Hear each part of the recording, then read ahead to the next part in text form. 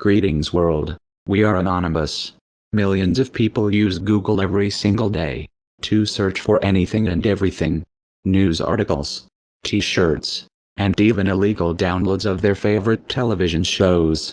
Google is the most widely used search engine in the United States and Europe and still has a widespread hold across global search. Search engines in much of the internet are based on the principle that the more people care about, search for, or visit something, it'll rise to the top of the search results and be seen by more people.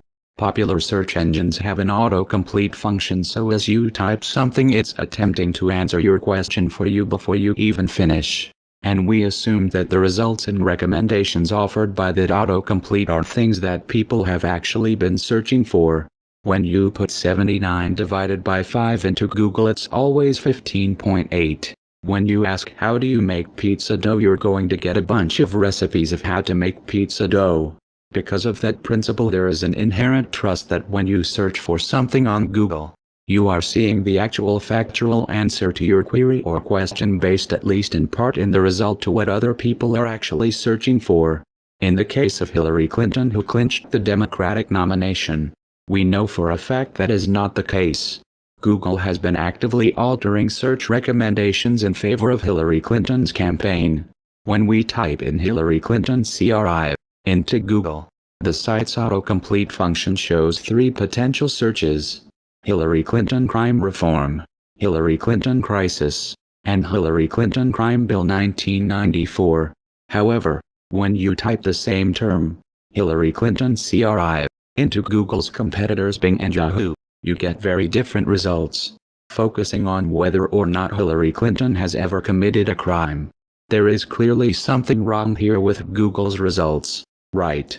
So what's going on here? Maybe people are just searching different things on Google than on Yahoo or Bing. Wrong. When we check for Hillary Clinton crime reform, the top result from Google earlier, there aren't even enough searches of the term Hillary Clinton crime reform to build a graph on the site, which begs the question, why on the earth is it the first potential result on Google? For comparison, we added a second term, Hillary Clinton crimes. Look what Google gave back. Apparently far more people are searching for Hillary Clinton crimes than Hillary Clinton crime reform. Google just doesn't want you to know or ask on their search engine. But maybe we're still wrong. We tried it again, this time to see if Hillary Clinton's much discussed potential indictment by the FBI would show up. When you type Hillary Clinton IND into Bing or Yahoo, there are plenty of indictment-based results. When you type it into Google, the top 2 recommended results are Hillary Clinton Indiana and Hillary Clinton India. Could people really be searching more for Hillary Clinton India than Hillary Clinton indictment? When we check both Hillary Clinton India and Hillary Clinton indictment graphs, we can see people are searching for Hillary Clinton indictment 8% more often than Hillary Clinton India. The intention is clear. Google is burying potential searches for terms that could have hurt Hillary Clinton in the primary elections in the past several months by manipulating search results on their site. In addition, we searched for negative terms that have been associated with Bernie Sanders and Donald Trump.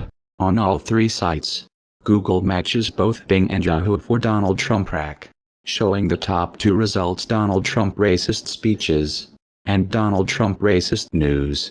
No visible tampering. Google's bias here is undeniable, but how did this happen? Why? Who is responsible?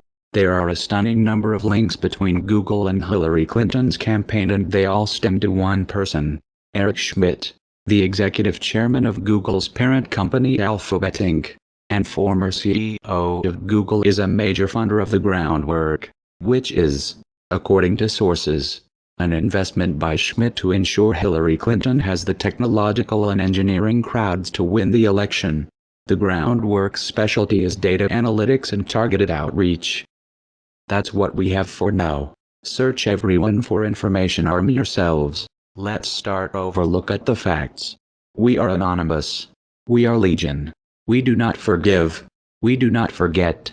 Expect us. It is destructive, particularly for a Democrat, to be discrediting universal health care by waging a false campaign. He does eliminate the Affordable Care Act, eliminates private insurance, eliminates Medicare, eliminates Medicaid, TRICARE, Children's Health Insurance Program. We don't eliminate Medicare.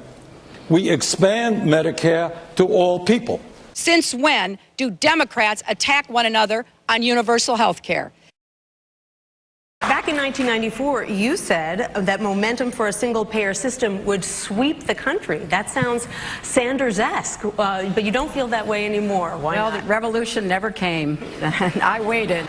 They even managed to buy off old foes. For her silence, Hillary was rewarded, and she became the second largest recipient in the Senate of healthcare industry contributions. But you don't feel that way anymore. Why not? Well, the revolution never came. Which enemy are you most proud of? Well, in addition to the NRA, the health insurance companies, the drug companies, the health insurance companies, the drug companies. I never took a position on Keystone until I took a position on Keystone. We're either going to be dependent on dirty oil from the Gulf or dependent on dirty oil from Canada. As president, would you sign a bill allowing the Keystone XL pipeline? If it's undecided when I become president, I will answer your question. When Hillary Clinton becomes Secretary of State, Bill Clinton gives 10 speeches for about $2 million for a bank called TD Bank Investment Group, one of the largest shareholders in Keystone XL pipeline. 3 months later, Hillary Clinton greenlights the pipeline. I never took a position on Keystone. Is he a traitor or a hero? He broke the laws of the United States. He could have been a whistleblower. He could have gotten all of the protections of being a whistleblower. He could have raised all the issues that he has raised. And I think there would have been a positive response to that. First of all, there are not that many channels for national security and intelligence whistleblowers. They are excluded from most avenues available to other whistleblowers. But second of all, Tom Drake and Bill Binney, Kirk Wiebe, and Ed Loomis did go through the proper channels, and all of them fell under criminal investigation for having done so. You know, when I left law school, my first job was with the Children's Defense Fund. Well, you know, Hillary Clinton's an old friend, but they're not friends in politics. We profoundly disagreed with the forms of the welfare reform bill. By the time Bill and I left the White House, welfare rolls had dropped 60%. You know, many years after that, when many people are pronouncing welfare reform a great success, you know, we've got growing child poverty. The poor are suffering. My first job was with the Children's Defense Fund. Welfare rolls had dropped 60%. I'm sorry to say what I thought would happen has happened. This was a blunderbuss. This was just an axe, a hatchet. 6 million, 2% of our population have no income except those food stamps. The food stamps is the sole thing that stands between them and being totally without any income. Welfare rolls had dropped 60%. Yeah, I think it's absurd to suggest she's a friend of children who are in need or families. This is a woman who, when her husband was governor, I first met her at that time when I went down to interview him for the Los Angeles Times, and he was starting his presidential run. And they were bragging about their welfare reform, which destroyed what existed of support for poor children in Arkansas. Then as president, her husband, with her full-throated approval, destroyed the aid to families with dependent children, which 70% of the people on that program were children. They destroyed that program, and we don't even have an accounting of poor children anymore. They're all off the radar. He was going to give immunity to the only industry in America. Only industry in America.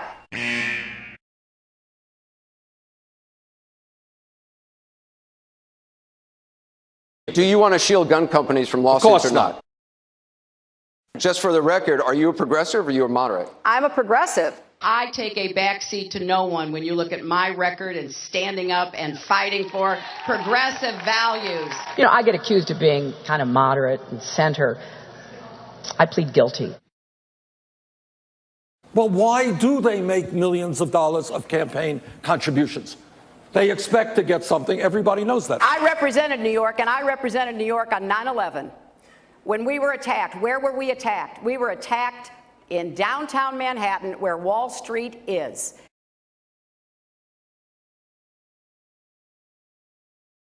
What about our traffic problem? 9, 11. I represented Wall Street as a senator from New York, and I went to Wall Street in December of 2007, before the big crash that we had, and I basically said, cut it out. Quit foreclosing on homes. Now, who's exactly to blame for the housing crisis? I think there's plenty of blame to go around. Home buyers who paid extra fees to avoid documenting their income should have known they were getting in over their heads. We cannot keep imprisoning more people than anybody else in the world. This bill would have put more police on the street, would have locked up violent offenders so they never could get out again, would have given more prison construction money.